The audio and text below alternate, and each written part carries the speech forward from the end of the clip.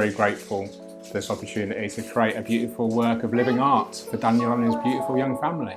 Hi everyone, welcome to this new video where we are going to plant this absolutely amazing custom build 6-foot aquarium belonging to my new friend Daniel. Daniel contacted me, was it email? Yeah, through your website. Through my website, and he's obviously a very skilled aquascaper, as you can see by the Hardscape here. But most impressively for me is the actual equipment, which we'll go through in detail at the end. But just to give you a kind of summary, it's auto water change. You can dial in the TDS because he's got an RO unit mixed in with all sorts of other stuff. CO2, he's got 2 Chihiros lights, fully programmable. You can see already he's got the soil in there, the sand and the hardscape. It's actually done a dark start, so we're not going to get any ammonia spikes, etc. So really my job today is to plant it. We've gone through the plants with some detail. Daniel had an idea of exactly what plant species he wanted to use. So we met at Aquarium Gardens a few weeks ago, come up with a planting plan, quantities of plants, etc. And I'm excited. Really excited to get this planted, and by the end of the video we'll have an absolutely outstanding aquascape, which is obviously going to look even better in the weeks, months and maybe even years to come.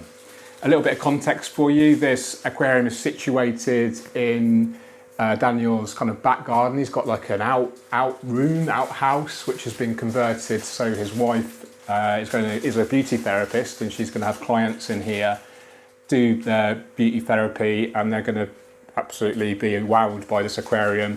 And he's also got an amazing koi pond as well, which we'll probably do a video on separately in the future when the weather's a bit nicer.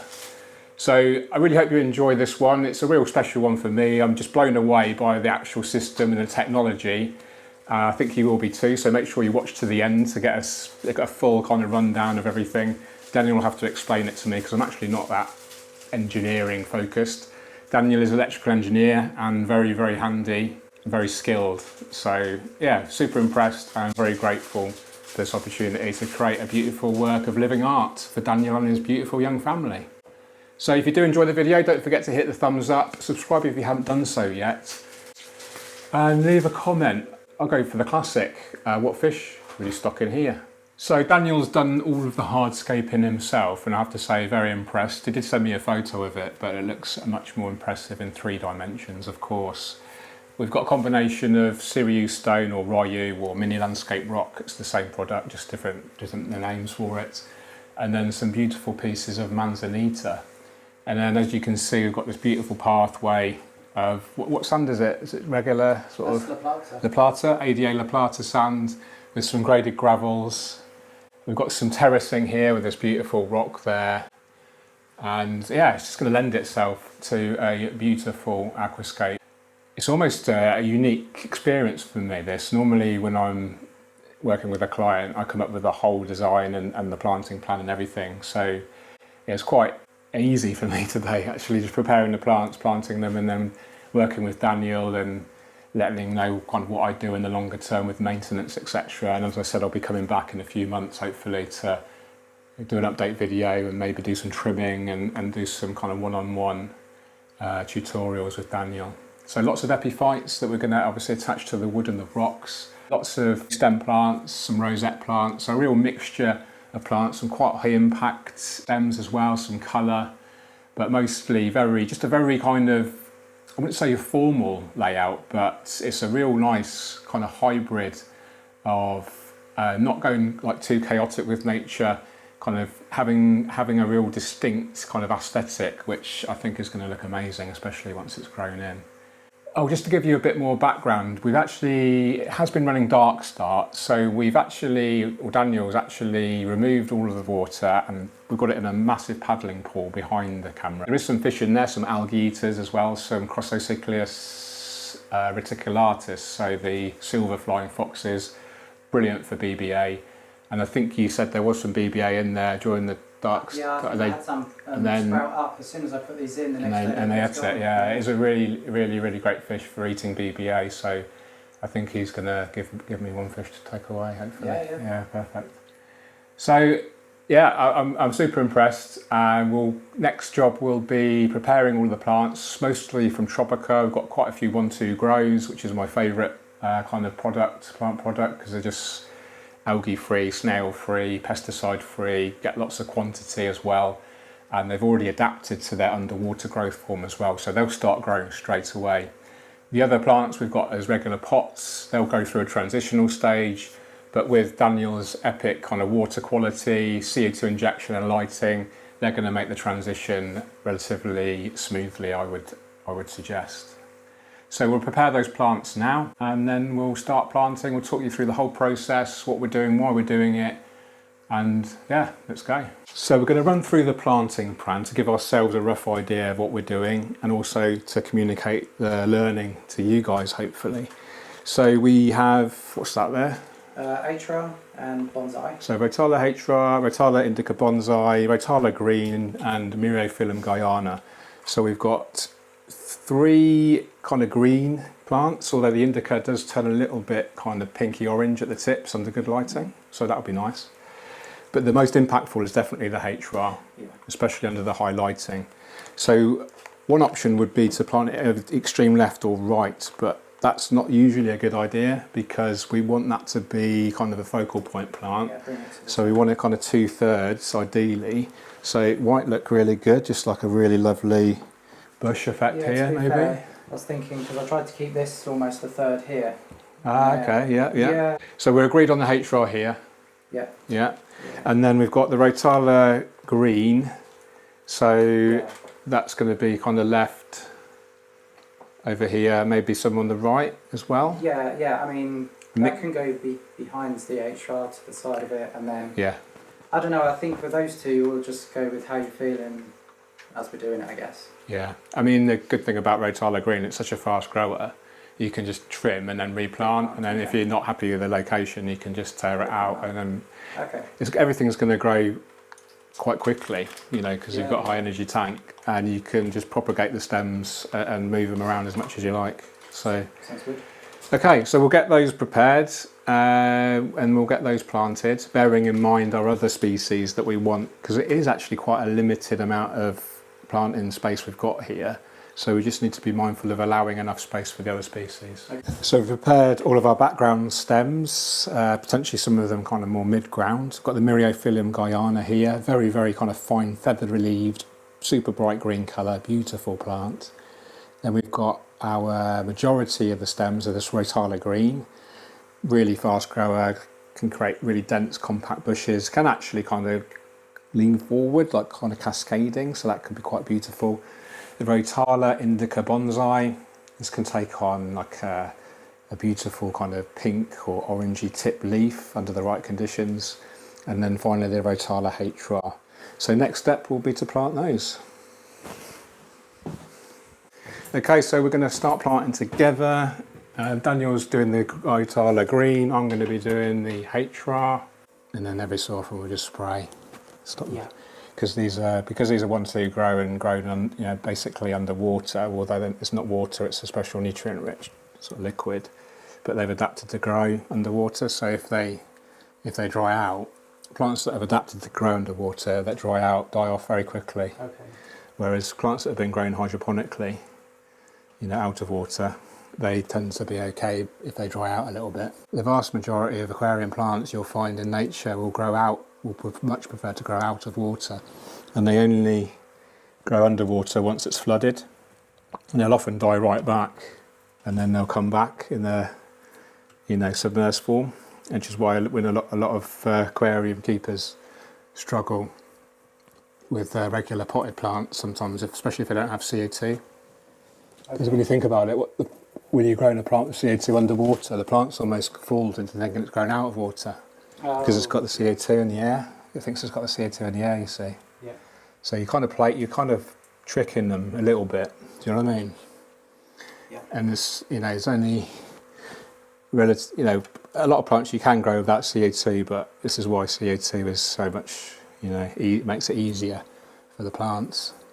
So that's the background stems planted, mixture of the Rotalas and the Myriophyllum, and then I've also planted the lily just here as well. We really do need to make sure that doesn't dry out because it will die off quite quickly. The next step is going to plant the Monte Carlo. Now the reason for that is Daniel wants quite a significant amount of that carpeting, but also in between that just some accents, and it would be much easier to do it that way round and rather than planting the accents and then the Monte Carlo. The accents will just get in the way of the planting, and we can also visualize better just by planting that Monte Carlo around wherever we want, and then we can deliberately keep some gaps, or there'll be gaps anyway, and we can put those in later wherever we fancy. So this is actually really interesting for me. I've never really planned the layout so intricately as this. I tend to use very easy plants, rosette plants and epiphyte plants and carpeting plants mainly. So, you know, to have such a large kind of working area, and then kind of visualizing how it's all going to intermingle, looking natural but not too chaotic, but with a coherent theme as well. It's a real delicate balancing act. A little bit of chaos, but not too much. It's that wabi-sabi effect that we call in Japanese. It's the finding the perfection in the imperfection. You know, if we think about a Dutch style aquascape, that's kind of the antithesis of chaos. And if we think about a natural habitat or a kind of aqua chaos style, like Ty's treatment, and he wouldn't mind me saying that, his style is very much jungle, letting everything kind of grow wild. We're treading that fine line in between those. So yeah, it's exciting. We've done really well so far. So we'll prepare the Monte Carlo and get that in there next. That sounded quite good. That sounded like I knew what I was talking about then. So most of the tropical ones who grow have the liquid. This is actually the gel, so we need to soak that off. You just gently massage it in a bucket of water. It doesn't actually matter so much if you get a little bit in the aquarium, but try to get rid of as much as you can really. And now all we have to do is break it into as many kind of portions as you like. You could arguably do individual stems, but we'd be here for about 3 days. And as much as I love Daniel, I don't really want to spend 3 days with him in the same room. So we can break that up into say 10 individual portions for each pot, maybe 20, and that will give us really good coverage. Okay, we've got all the Monte Carlo in there now, nicely evenly spread around many of the places, including in between the rocks where it's going to carpet and actually cascade forward, which will look really beautiful. Next step, we've got a few different species of crypts, including albedo brown, Wenditii green, Willisii and parva. The Wenditii green kind of we agreed around here. The albedo brown will just be kind of little accents amongst the Monte Carlo. So the Willisii sort of towards the back, maybe little accents again in the midground. Could actually mix it with the Wenditii green, that'll be mix the textures up nicely. And then parva is actually a very, very short, so that you could actually... In the sand. Yeah, you could actually tuck it. Yeah, absolutely, that's perfect. So crypts tend to do better in nutrient-rich substrates, but it will grow in sand, especially which we will do, using CO2 and liquid fertilizers. And it will actually help it to keep relatively small as well, which is what we want. We don't want it to be growing too big. And it will actually start to very, very slowly carpet as well. So wherever you plant it, it will just get a little bit thicker, and it will take literally years to make a full carpet. And obviously Daniel can control it as necessary. We've got some Hygrophila, which we're going to use as a helping plant. So it might not necessarily be in there in the long term. And then it will be the epiphyte plants right at the end. So that will take a little bit of time because we're going to have to maybe glue some in position. There's quite a lot of nooks and crannies where we can kind of wedge it in between these little branches. So yeah, we'll get the crypts done. Exciting. So I'll give you a quick demo on how to prepare a potted crypt. This is Cryptocorini Willisii. Just remove the label, remove it from the pot. And then the rock wool comes in 2 halves, so we can just separate those like so, remove the whole plant mass, and then divide that up into as many portions as we like, and then, focus, and then pop that into the soil, of course, wherever we wish. using tweezers, simple as that. Okay, we've planted the vast majority of plants that we need to in the soil now. Now it's time for our epiphyte plants. Fun fact, they shouldn't really be called epiphyte plants because by definition an epiphyte is a plant that attaches to another plant. So think of like an ivy growing up a tree, that is an epiphyte. A nubius growing on dead wood or rock, not an epiphyte. But for some reason in the hobby, we do call them epiphytes. Do let me know in the comments what is the official name for a plant that attaches to either dead wood or rocks. I've heard of rheophytes, but I believe that's plants that attach to rocks in fast flowing water, and I don't know what the proper name is.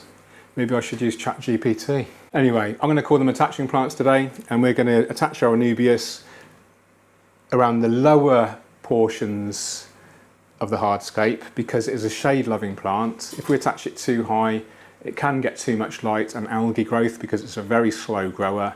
Tends to really suffer from green spot algae, especially in high-tech setups. That can be associated with too low phosphate, which is interesting. So the species we've got is Anubias petite from Tropica. We've got some Anubias nana bonsai, and then we've got some Anubias coffeefolia and coin leaf. All beautiful, all ready to prepare. We'll probably glue most of it in or just wedge them into the various areas. Because it's going to be lower down, we can probably wedge most of the Anubias. The trident fern is going to go higher up, that does like a lot of light. And then we have some Bucophalandra which will go in between the Anubias and the trident fern, I would suggest. Okay, final plants. One of my favourite plants of all time, Myricosaurum pteropus trident, commonly known as trident fern. And then some Bulbitis hudulotii. These are going to be added to the upper parts of the woods, create some shade underneath, hence why we planted the Anubias and Bucophalandra underneath, which both appreciate the shade a bit more. So we'll probably, I will try to wedge these in again. I've wedged the vast majority of plants in. I think Daniel wanted to use the glue for some reason and managed to glue his fingers together. I need a little bit. We'll fill it up soon and you'll get to see an initial impact of what to expect. And then I will be absolutely returning here in a few months' time, once it's grown in, give Daniel some maintenance tips, check out his beautiful pond, and we've got some other potential plans as well for the space, so that's exciting as well. Okay, we'll get that in there now, and then we'll start filling up with water after a little comfort break. Yes. Sweet. Okay, final plant, Hydrocotyl tripartita. Going to wedge this in between some of the stones in the kind of little crannies there, and that's going to creep forward and just look really natural, like an ivy, like an epiphytic ivy. So we've got, it looks a bit kind of tangled mess at the moment, but it will soon kind of grow in a coherent form after probably just a couple of weeks or so in Daniel's system. So we'll get that in there. And then it's time to fill. Very exciting. Okay, so we're filling with water. Submersible pump, of course, from the paddling pool with the old water from the tank into the aquarium via the red colander. Water's gin clear. Hello, Poppy. You come and see the fish tank? Yeah. It will grow quite quickly, hopefully, for you. Is it your bedtime yet? It is her bedtime. Yeah? Oh, it's lovely to meet you, Poppy. Bye-bye. Bye-bye. Bye-bye, darling. You take care. So here we have the finished product, and are you happy with it, Daniel? Yeah, definitely happy with it. Lots of hard work that you've put into actually the whole system, and of course today with planting. But I think the viewers would be or some of the viewers at least would be really interested in the technology underneath. Can we go through it? Is that okay? Yeah, of course, yeah. I'll ask you questions because I don't really understand some of these things.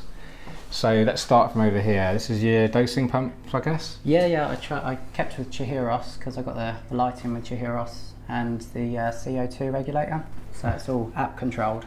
Okay. Just makes it easier. So the CO2 is app controlled as well? Yeah. Oh wow. Yeah. Dosing and the CO2, that's amazing. Yeah.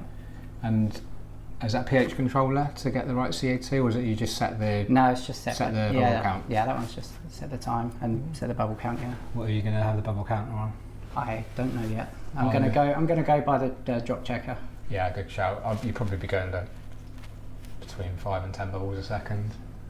Yeah, I mean, we'll Yeah. dial it in at the end, I guess. Yeah, cool. What is all this fancy stuff? Yeah, okay, so that is just a little panel I made for the automatic water change. Okay. Just makes it easier with the young family, takes away the water changing issue for me. Okay. And yeah, I can change the amount of water that it changes over a week, just depending on what switches are turned. So you don't do any manual siphoning and refilling, it's all done automatically? Yeah, no, there's a pump. Actually, we could do a quick change if you want.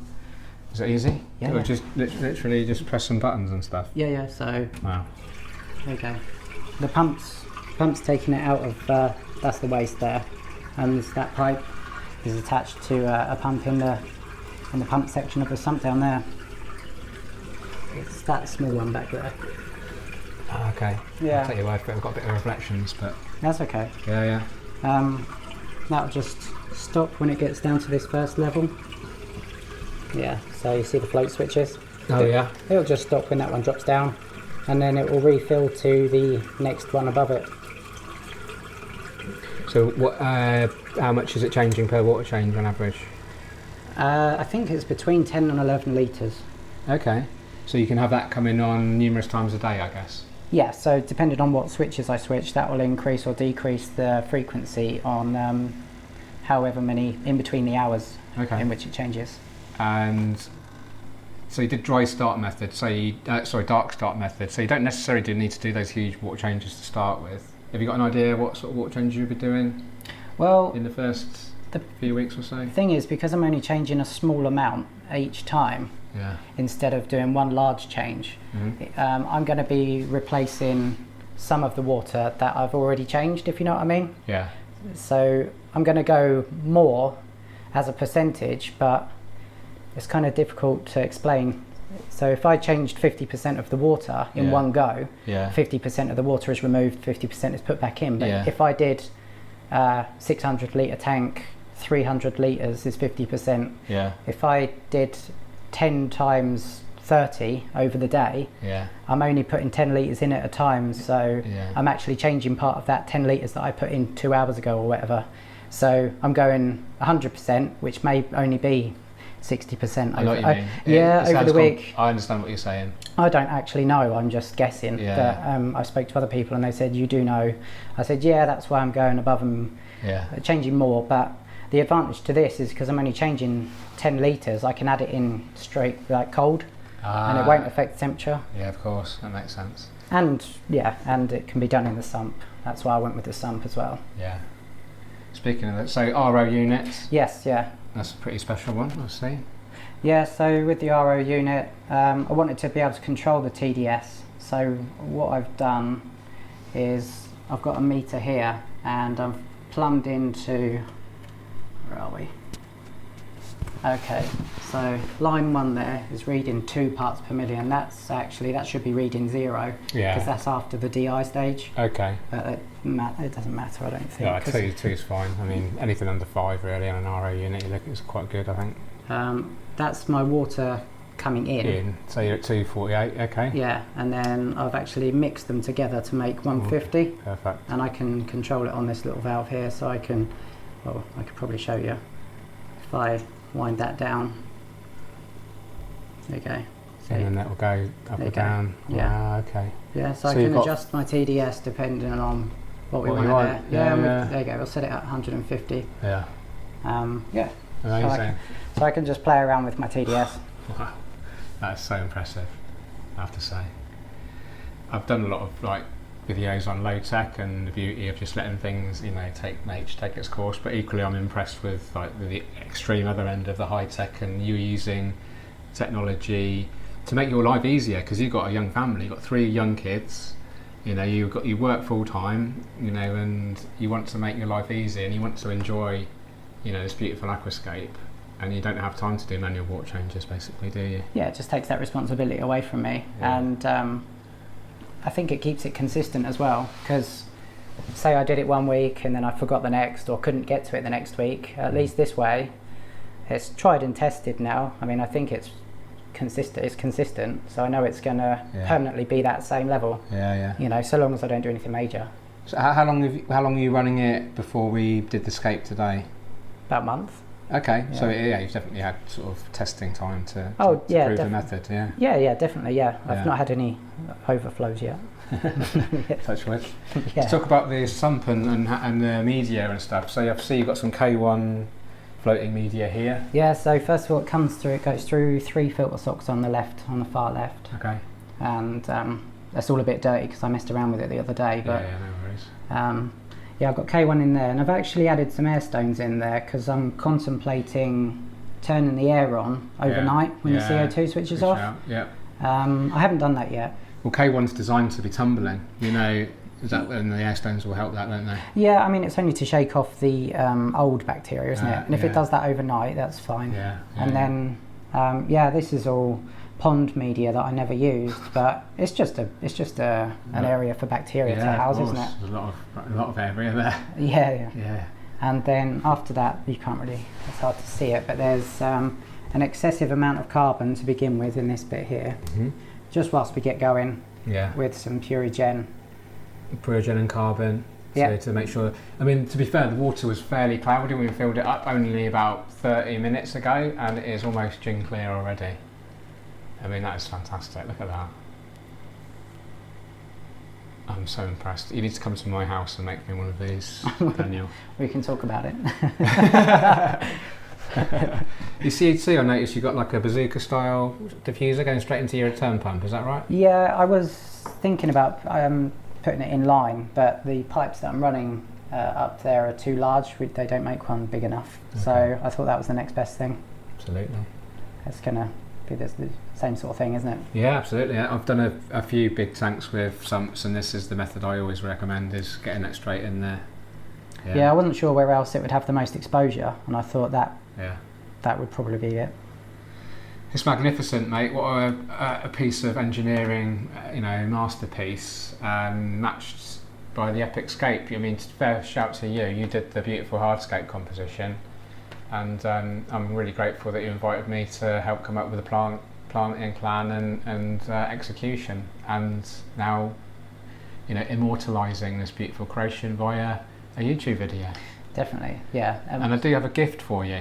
You're the only one in the world that has access to this book right now. It's sold out everywhere.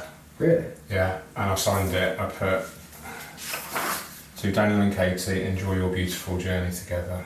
I wish you many months of enjoyment with it.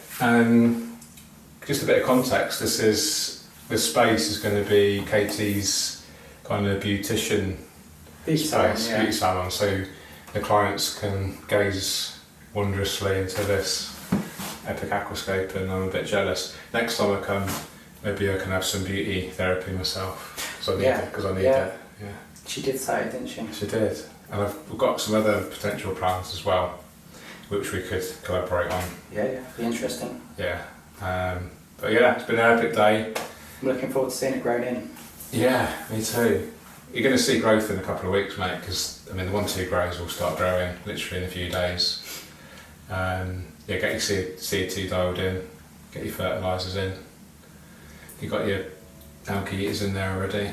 Yeah, they'll be all over it, won't they? Yeah. Congratulations, mate. Thank you. Yeah, it's exciting. Hard work pays off, and you've done a grand job getting it to the point where today we've kind of just like the icing on the cake, putting the plants in, isn't it? Yeah, but for me that was the trickier part. That's why you got me involved, I guess. Yeah, I think, it might have turned out okay if I'd have done it, but definitely getting you involved was a good decision. Thank you. I'm grateful, always grateful for these opportunities to be able to create something that people enjoy and hopefully gives them some peace. You talked earlier about happiness isn't excitement necessarily, sometimes it's peace. But we did get excited, didn't we? Yeah, I was definitely excited to get going with it. Yeah, and now we can hopefully rest in peace about it, watch it growing peacefully. Maintaining it is an opportunity to be peaceful with it as well. Bring some peace to Katie when she's working in here as well, and the clients. Yeah. So it's the power of aquascaping can really give that people a sense of peace, hopefully. That's what the world needs more of, isn't it, I think? It definitely does that. Yeah. Well, thanks again, mate. And I better get back to my beautiful wife. Because I said, oh, it'll only be a few hours. She's expecting you. Yeah, that's cool. But yeah, I can't wait to come back and see how it. But we got my WhatsApp. Please send me updates, and if you have any dramas, let me know. Yeah. No, I think it should be fine. I think it should be fine. I can't believe how clear it is already. We filled it up literally 30 minutes, an hour ago, if that. Incredible. Well, if you have enjoyed the video, probably going to be a long one. I'm going to look forward to editing it. Hit the thumbs up. Daniel's not on social media, which is good. Well done. And was Katie got a business name yet, or anything like that? How, if people want to? Not yet. She hasn't. No, she's not 100% yet. But no, but we'll keep. If you want me to promote Katie's business, then we'll be in touch, and cool. People could actually potentially, if they really want to see this, they could get a beauty therapy session and see this at the same time. So everyone's a winner. Beautiful young family, beautiful dog, beautiful rabbits, beautiful koi pond. You clearly got a connection with nature. Yeah. I think that's amazing, and I wish you all the best, and we'll stay in touch anyway. Yeah, of course. Yeah. Looking forward to the next time, actually. Yeah, man. So we're only an hour away at the most. So yeah. awesome. Okay. Thanks, mate. Brilliant. Thanks for watching. Cheerio.